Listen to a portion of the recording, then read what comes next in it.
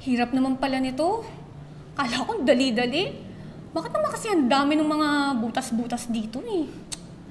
First week mo na nga eh. Dapat familiar ka na sa ibang letters. Madali lang sa'yong sabihin yan kasi ang tagal-tagal mo na nagbabasa ng mga ganito, no? Kaya mo yan. May ibang phrases pa tayong babasahin. O sige, uulit tayo sa letters. O, sige. Wait. Wait lang. Etong sunod ay... D? Wait.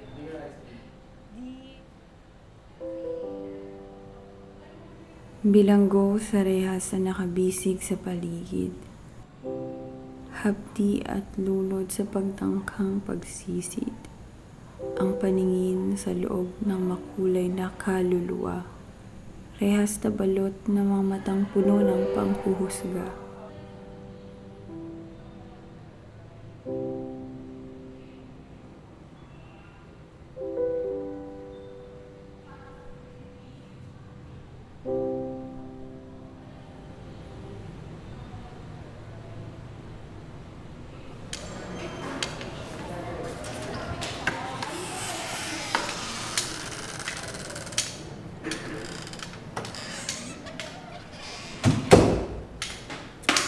Good morning. Oh, Alex. Good morning. Ang aga mo yata. Hi, Nina. Good morning. Teka, nakapag-review ka ba? Oo. Ay, oo nga pala. Pwede na tayo mag-move on ngayon sa phrases. Subukan ko lang. Naks naman. Para nung isang araw lang, nahirapan ka pa sa mga letra. Oo. Pero sige, subukan natin. Uy, ayos to oh. Ang alin? Ito. Sabi dito. The only thing that is worse than being blind is having sight but no vision. Oo. Galing yan kay Helen Keller. Ginagamit namin yung mga quote na yan para mahikayat yung mga estudyante dito.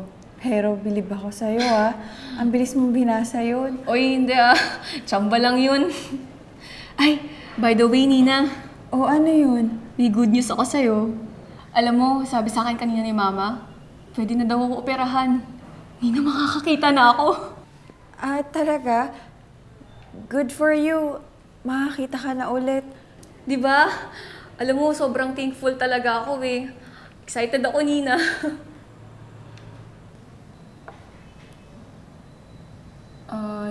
Nina?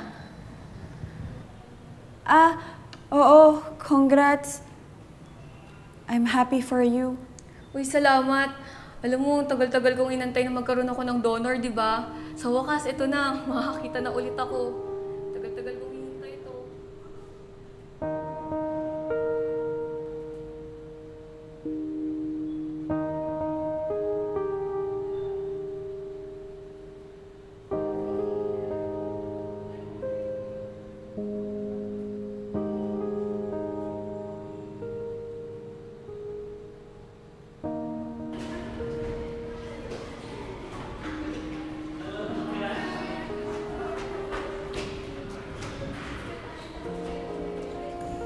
Ang hapdi sa pagbagsak ng araw, sa paglisan, sa bagong simula,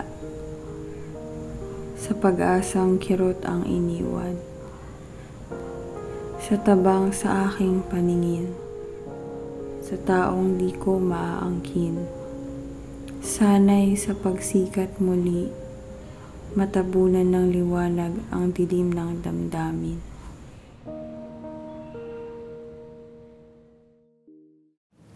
Good evening. Nina. Alex? Oo, upo ka muna. Hi. Kumusta?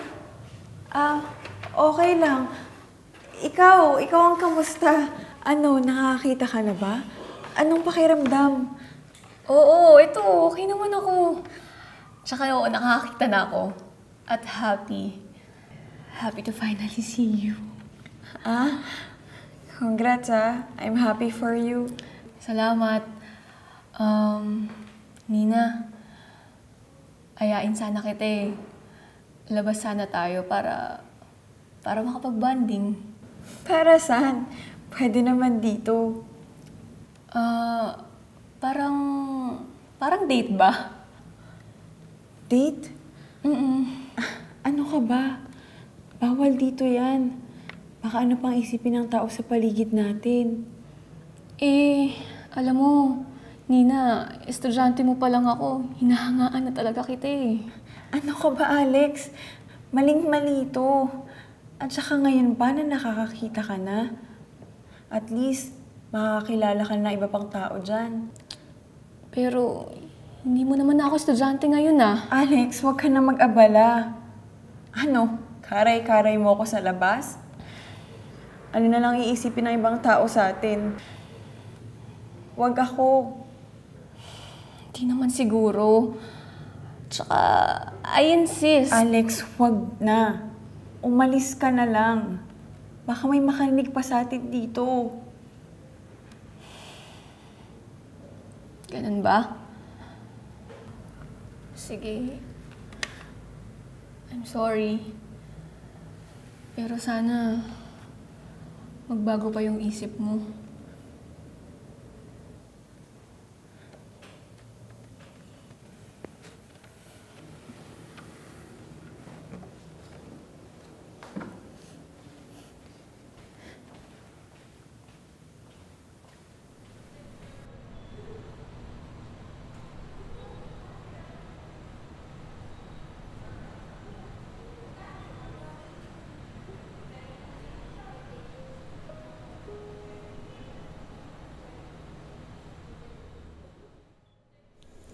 Sana'y matanggal ang takot na humahadlang na magkaroon ng mali sa tingin na katuwang. Dahil ako'y magiging bulag sa pag-ibig na hindi ko mahanap sa damdamin kong puno ng pagkukulang. Mga letrang bumubugtong sa tawag ng saya. Nakasilid sa papel na sa pag-apuhap na babasa.